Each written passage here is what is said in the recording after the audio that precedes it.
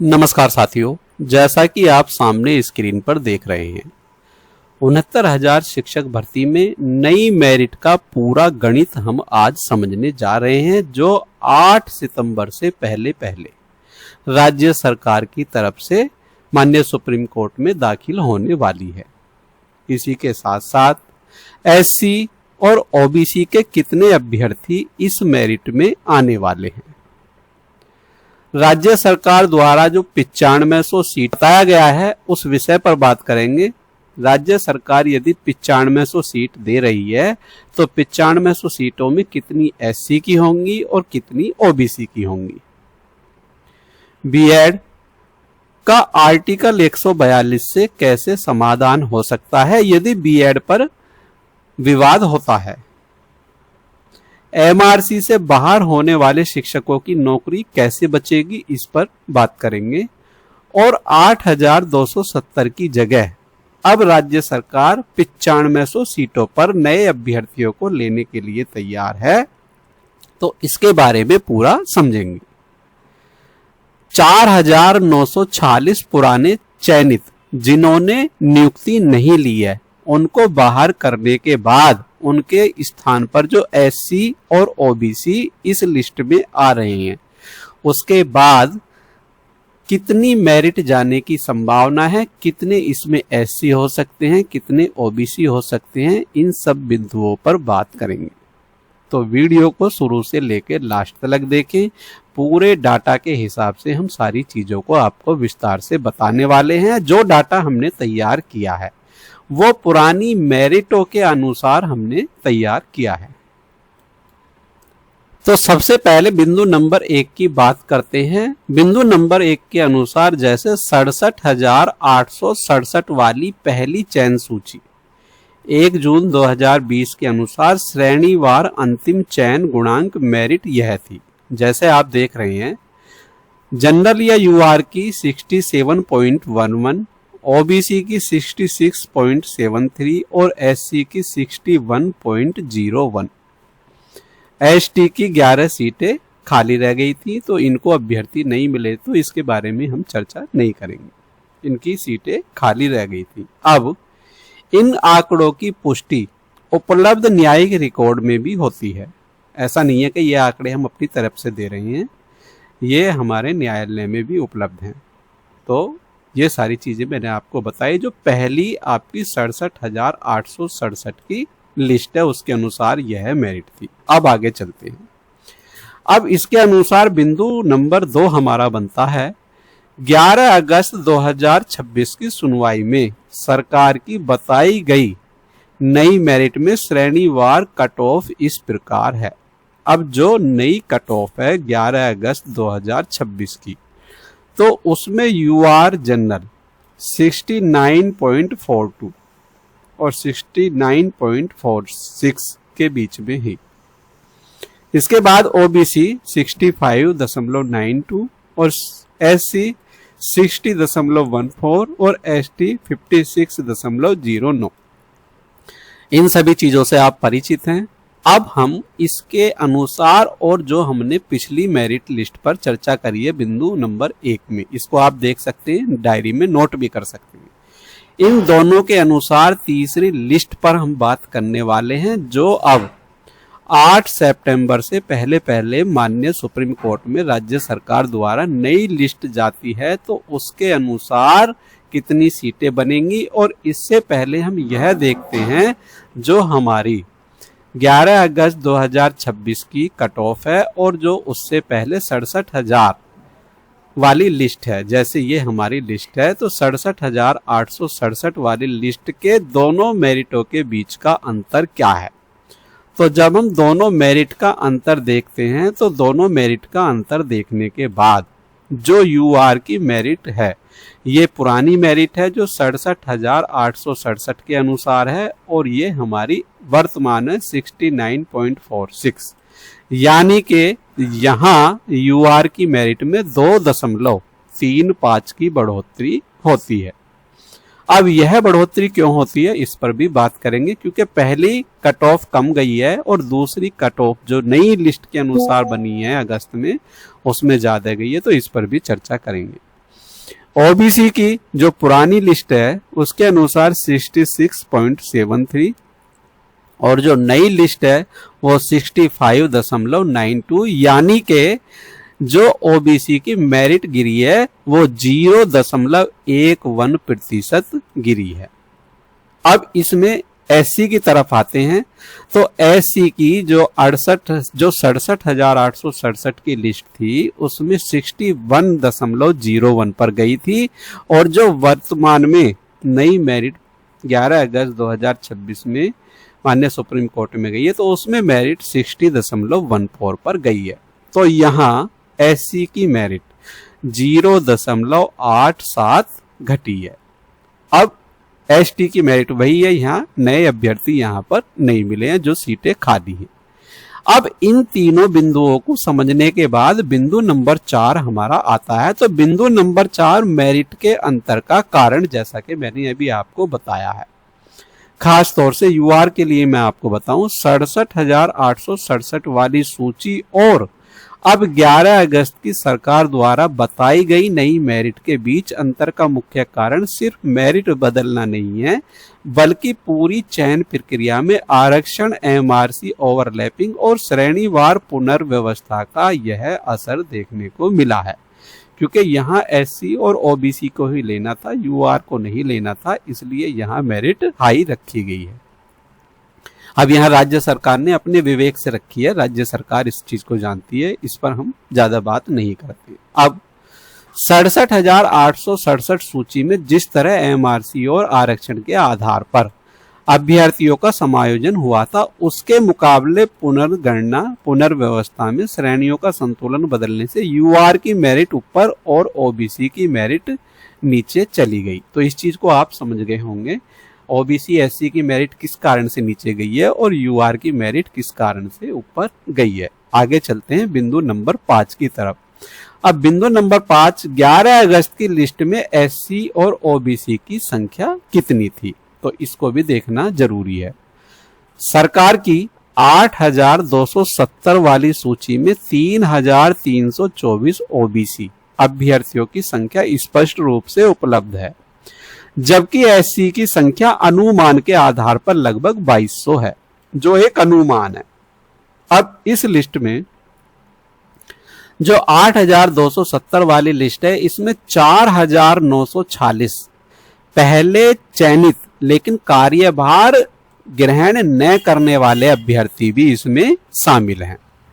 अब जब आगे बढ़ते हैं तो इसमें जो बिंदु हमारा 6 बनता है, इसके अनुसार 4,946 ऐसे अभ्यर्थी जो नौकरी नहीं लेना चाहते, इसका नई मेरिट पर क्या प्रभाव पड़ेगा, तो यह भी हमें समझना जरूरी है। तो 9500 नई संभावित नियुक्तियां जो राज्य सरकार माननीय सुप्रीम कोर्ट में कह रही है, राज्य सरकार के अधिवक्ता द्वारा ऐश्वर्या भाटी मैम द्वारा यह कहा गया कि हमारे पास 9500 सीटें उपलब्ध हो सकती हैं, 95 सीटों पर हम एससी और ओबीसी को नियुक्ति दे सकते हैं। तो यहाँ 9500 नई संभावित नियुक्तियों में केवल ओबीसी और एससी को ही बांटना हो और हम 67,867 की पुरानी सूची में इन दोनों वर्गों के वास्तविक अनुपात यूआर को छोड़कर आधार माने तो अनुमान लगभग कितना होगा। ये लगभग है, सटीक नहीं है, तो पुरानी सूचियों के अनुसार ये हम आपको अनुमान बता रहे हैं। तो जैसे आप 95 सीटों का हम अनुमान मानकर चल रहे हैं कि राज्य सरकार इतनी सीटों पर तय नई सूची लेकर आएगी, क्योंकि हमें राज्य सरकार के अनुसार अपने आप को तैयार रखना है, अपने विवेक के अनुसार। जैसे कोई 19,000, कोई 16,000, मैंने भी अपनी वीडियो में 16,500 सीटों का जिक्र किया था। तो हम उन चीजों को न मानते हुए या किसी भी YouTube चैनल की किसी भी बात को न मानते हुए केवल जो राज्य सरकार डाटा दे रही है और जो राज्य सरकार स्वीकार कर रही है, अभी हम उन पर बात करने वाले हैं। अभी राज्य सरकार ने नई सूची जो 8 सितंबर से पहले दाखिल करनी है वो अभी सार्वजनिक नहीं की है, और इसके बारे में जैसे हम देखते हैं 95 सीटों पर ही आकलन करते हैं। तो 9500 सीटों का आकलन करने पर जैसे ओबीसी और एससी तो ओबीसी को यहाँ पिछली मेरिट के अनुसार 66.13% यहाँ सीट मिलने वाली है 9500 में से, और एससी को यहाँ 33.87 यहाँ सीटें मिलने वाली है। तो यहाँ 9500 सीट में से जो लगभग संभावित हैं वो 6283 सीट ओबीसी को मिलने वाली हैं और लगभग 3217 सीट एससी को मिलने वाली हैं। जब जो चयनित नौकरी नहीं लेना चाहते और उनके स्थान पर जो एससी एसटी या ओबीसी के नए अभ्यर्थी आ रहे हैं तो उनके आने पर मेरिट कितनी डाउन होगी। तो यहाँ 9500 की जो संभावित मेरिट है, अब इस पर बात करते हैं एससी की कितने रहने वाली है और ओबीसी की कितनी रहने वाली है। तो जैसा कि आप देख रहे हैं सामने स्क्रीन पर, ओबीसी और एससी जो पुरानी मेरिट गई है वो 66.73 और एससी की 61.01। तो पुरानी मेरिट जो 67,867 की है उसके अनुसार 9500 में अनुमानित संख्या जैसा कि हम मानते हैं तो यहाँ 6283 और यहाँ 3217 एससी और ओबीसी की अलग अलग रहने वाली है। अब यहाँ ओबीसी की जो मेरिट जाने की संभावना है पिछली मेरिट के अनुमान के अनुसार तो यहाँ 64% तक ओबीसी की मेरिट जाने की संभावना है। इसी के साथ साथ एससी की बात करें तो एससी की यहाँ पर 58 तक मेरिट जाने की संभावना है। अब जो हमारा बिंदु नंबर 7 है, बीएड का विवाद और कारण व 142 के अनुसार इसका समाधान माननीय सुप्रीम कोर्ट द्वारा कैसे हो सकता है।